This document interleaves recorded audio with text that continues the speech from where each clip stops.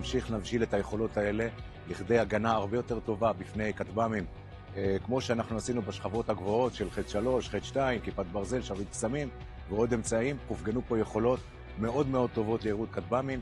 נמשיך להאיץ את היזמות, את היצירתיות, את כושר הביצוע של כלל התעשייה הישראלית, האקוסיסטם הזה של תעשיות גדולות, תעשיות קטנות וסטארט-אפים.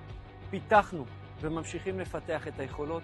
התעשיות הדגימו יכולות מצוינות, קפיצת מדרגה אמיתית, ואנחנו נמשיך עד לאיתום גבולות מדינת ישראל ועד ליצירת יכולת הרמטית להגנה על האתרים האסטרטגיים, אישיים וכל מה שידרש.